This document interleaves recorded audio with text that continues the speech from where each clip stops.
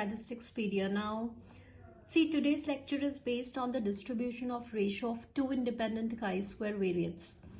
Now, यहाँ पे क्या है कि ये जो है this is the most important theorem for chi-square variates जो आपके competitive exam में in the form of the question IIT JAM MS में काम में आएगी, as well as if you are a student of BSc or MSc then it can also be used as a theorem.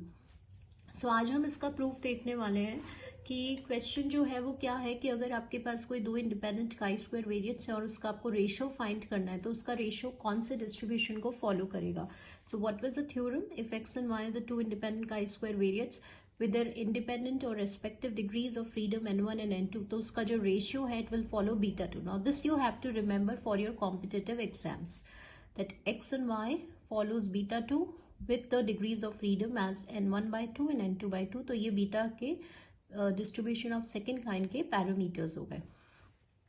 Now see, before we go for the proof of this theorem, I would like to explain you certain of the things जिससे आपको ये concept clear होगा कि कैसे हम किसी भी theorem में, अगर हमें कोई भी theorem, not only chi-square but any chapter का कोई भी theorem है, we need to prove that what is the working steps that we must follow. See, what are those variables जिसकी complete information आपको given है.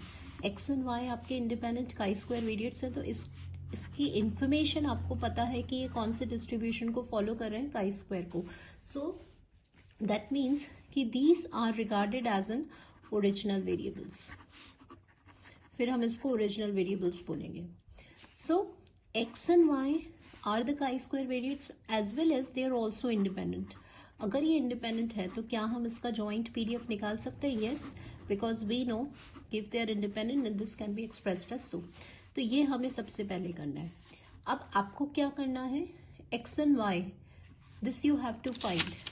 तो आपके पास लेट्स से इफ आई, इसका जो रेशियो है उसको हमने एक न्यू वेरिएबल असाइन किया. Now if you have seen my lecture which is based on the transformation of random variable, then easily you can recognize that if there are two original variables, अगर आपके पास कोई दो original variables हैं तो हम दो new variables construct करेंगे and with the help of the Jacobian transformation we will obtain or we will prove this theorem. So एक new variable आपके पास present है और एक new variable आपने खुद let किया है and हमेशा आप डिनोमिनेटर वाले पार्ट को लेट कीजिए. So let y equals to v. तो अब बेसिकली हुआ क्या कि we have this original variable x and y which are being transformed to the new variable u and v.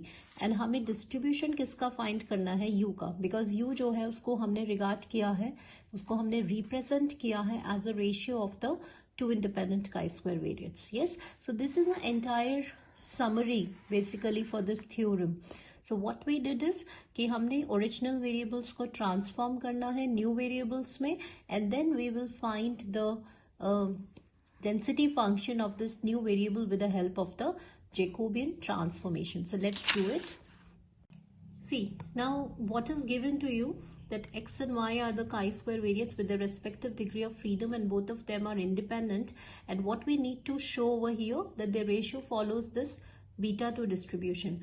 Now since first of all what we will do is कि since they are independent तो हम इसका joint PDF निकाल लेंगे, that is can be expressed as fx dot fy, and also you know कि density function जो होता है chi square का, एक बार x के लिए लिख दिया, एक बार y के लिए लिख दिया, and both of them will range from 0 to infinity.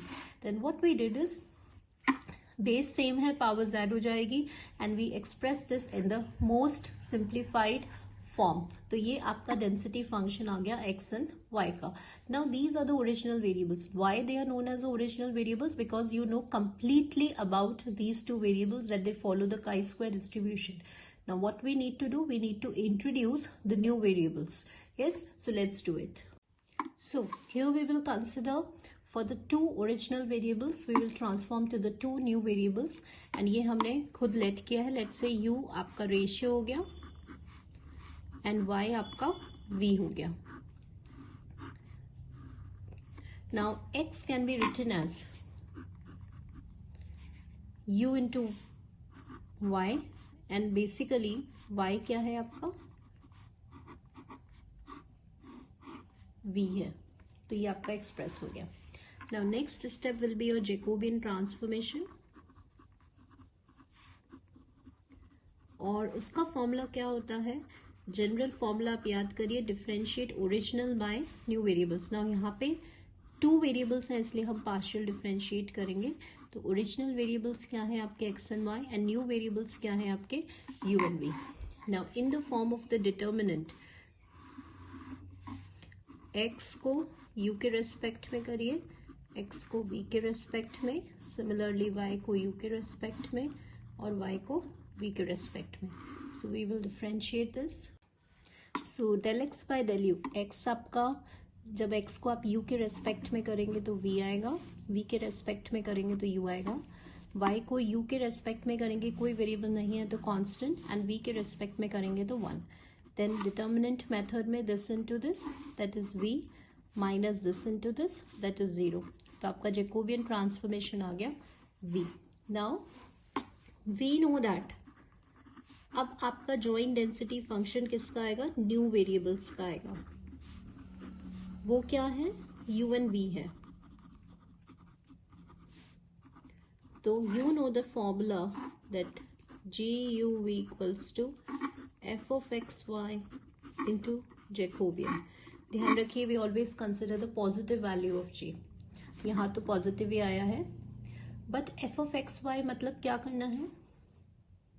So f of xy into j.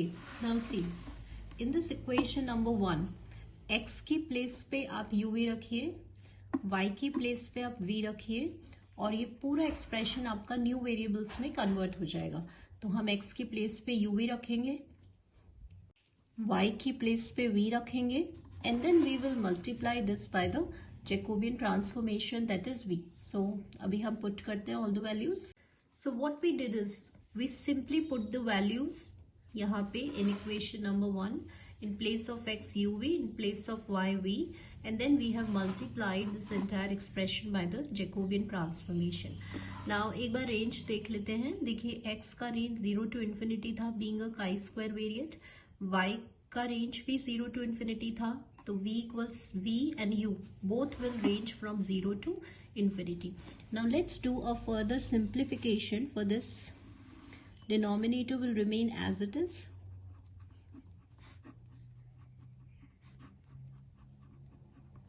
Now थोड़ा सा आप देखिए, यहाँ से हम इसको v can be taken as a common, तो आप यहाँ से v बाय 2 कॉमन ले लीजिए, तो ये 1 प्लस u हो गया.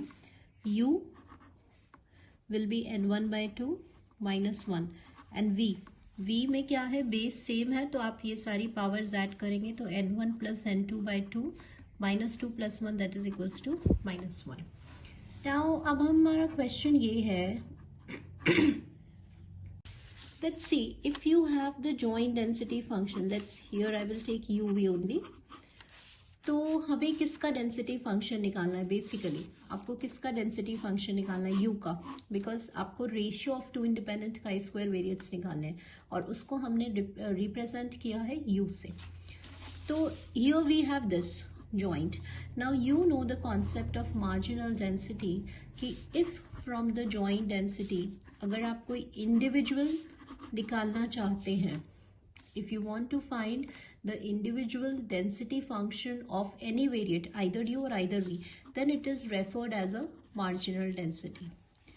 और अगर हमें यहाँ पे किसका निकालना है, u का निकालना है, marginal density, तो हमें इंटीग्रेट करना पड़ेगा joint density को v के रेस्पेक्ट में. सपोज अगर हमें u का निकालना होता तो हम इंटीग्रेट करते joint density को u के रेस्पेक्ट में. yes. So why I am telling you this? Because here we have obtained the joint density function, but in order to find the density function of the ratio, that is u, that is a marginal density, we will integrate this joint density with respect to the variable v, and v का range क्या है, 0 to infinity. Now what we did is we integrate this joint density with respect to v. तो जितने भी constants हैं जिसमें v नहीं है उन सबको बाहर लिख दिया, और जिसमें v वेरिएबल है उसको हमने इंटीग्रेट कर दिया with respect to v. Now always remember one thing, कि whenever you talk about the chi-square distribution, तो हमेशा हमारे पास जो फॉर्मूला इम्प्लीमेंट होता है ना, वो गामा डिस्ट्रीब्यूशन का होता है. तो here we will apply the formula from 0 to infinity e minus ax x की power lambda minus 1 dx, that is gamma lambda into a to the power of lambda. तो once we will compare this, जब आप इसको और इसको compare करेंगे तो what we will find over here कि what is lambda on comparing. तो lambda तो आपका क्या हो गया, n1 plus n2 by 2. तो you can write it over here, n1 by 2 and n2 by 2. And what is a? So once you will compare, तो a आपका ये पूरा a हो गया. तो it is 1 plus u a and to the power of lambda. So this we have implemented the formula. Now what we did is कि ये जो बेस है ये आपका ऊपर चला गया along with the power. तो आप देख रहे हैं कि ये टर्म आपका कैंसिल हो गया. 1 plus u हमने इस तरह से लिख दिया. Now what is this formula for? If you remember कि बीटा m कॉमा n, जो बीटा इंटीग्रल है जब आप इसको एक्सपांड करते हैं तो ये होता है ऐसा. तो यहाँ पे यही फॉर्मूला है लेकिन ये 1 अपॉन बीटा फॉर्म में है. तो ये फॉर्मूला बेसिकली क्या हुआ, 1 upon beta n1 by 2 n2 by 2 and this is u n1 by 2 minus 1 and 1 plus u n1 by 2 and n2 by 2.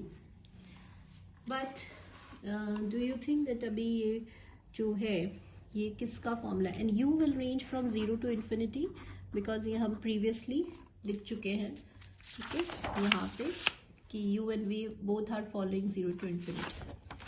So this is what, this is a beta distribution of second kind. तो ये आपका formula हो गया beta distribution of second kind. तो which is a PDF, which is a density function of beta distribution of second kind. तो यही हमारा था कि the ratio will follow beta distribution of second kind और इसके पैरामीटर्स क्या है, n1 by 2 and n2 by 2. I hope you understand this concept and thank you all the students.